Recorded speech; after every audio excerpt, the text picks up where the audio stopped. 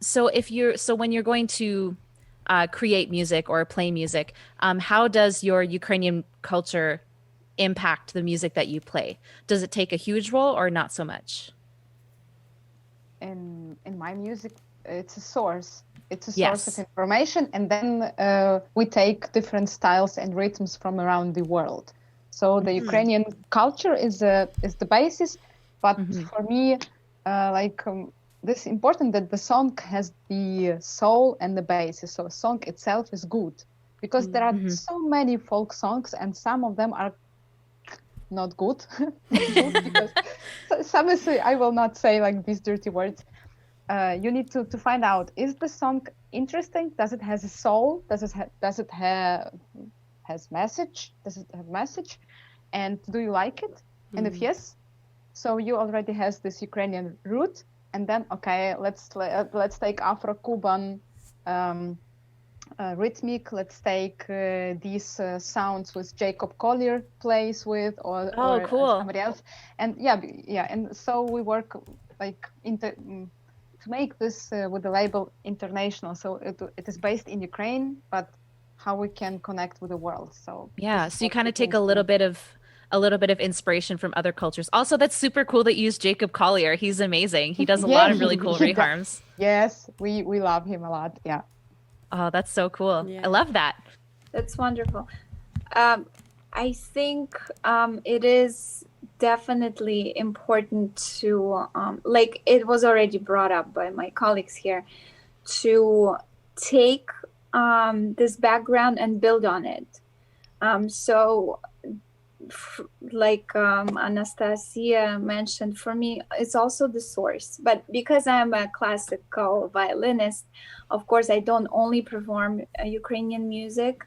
I play all kinds of, classical repertoire. But whenever I do my own projects and I propose programs, it's heavily influenced by promoting the music of Ukrainian composers that is not even well known here in Ukraine. And a good example would be just now when I was here for quarantine, I reconnected with my former classmates here that I haven't seen for many, many years. And we were working on some repertoire together here with my friend. And we learned a sonata by Serhiy Bortkevich that not a lot of even musicologists really know about him here in Ukraine. We're discovering these pieces now only because there are some archival new discoveries in Leipzig where some of his works were able to be preserved.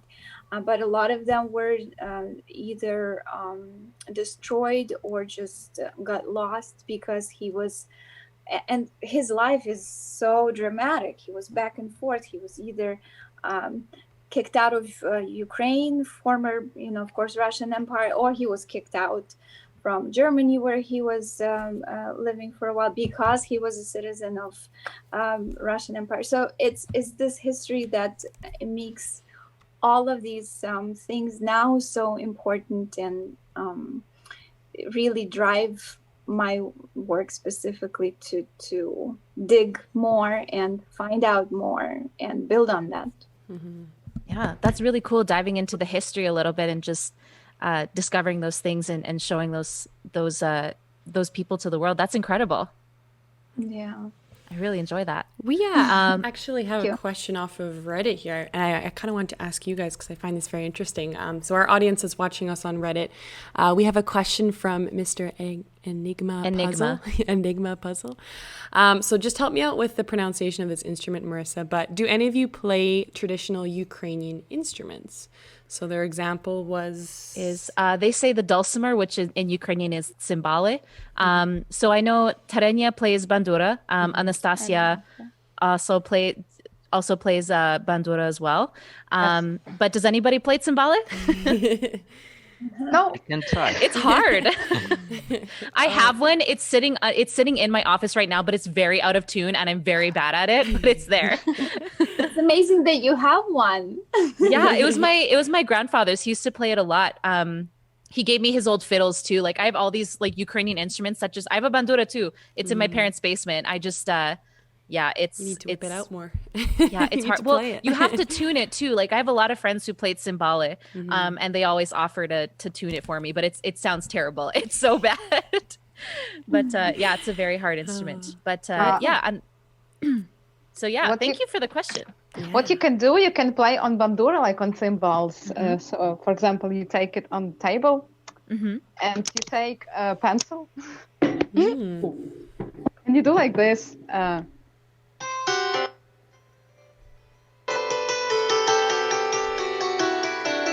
Okay, so I can play cymbals actually. That was perfect. I loved it. That's amazing. It's actually a great idea. Yeah, absolutely. I used it in performances. I did it a couple of times. So I used it. This is very nice effect. I like the sound. I never thought of the pencil before. That's a good idea. Yeah. I like that. And on top of that, we do also have another question from It's Me 1981 said the 1-4-5 in Western music has been a popular chord progression. We kind of touched on this a little bit, but they wanted to ask, is there any popular progressions in Ukrainian music? So this might actually be a really good question for Alexei with his style of music. Yeah. Me, it's hard to number the chords. I understand about this 1-4-5, but in Ukraine, I would say that people like to play, to build on easy chords, like 2 chords when they are. So it's not a big progression, and also sometimes I noticed that when I was covering some Ukrainian songs, they do like switch, so they do, and then they will, and then go on and on. So adding some tune, moving it for or half step or full step. So, but I don't have a big knowledge. Sometimes I try to cover up something, but I would say for me it's. When I try to cover up, it's sounding more like Led Zeppelin than the classic 1-4-5 structure. Yeah, that's good. Because you may play easily by chords, but some songs they have so many chords. I tried to. I'm bad with my memory, but like some can be like.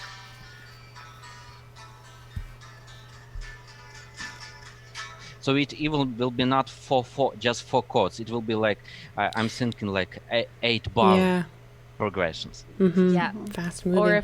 Or if you're singing Marussia, there's like a count of 7 in there somewhere, and it's every time we played at Zabavas, people always get messed up. They're in the middle of a polka, and then they're like, "Wait, what is happening?" all the time. It's so funny to watch. That's really cool. That completely makes sense. I think that Ukrainian music doesn't necessarily follow a very similar chord structure. I think that a lot of songs are in a very similar key, but in terms of chord structures, like. Yeah, that's a tough question. Yeah, it's interesting. I think there's a lot of gravitating towards 6, which is always like a minor modulation sort of thing.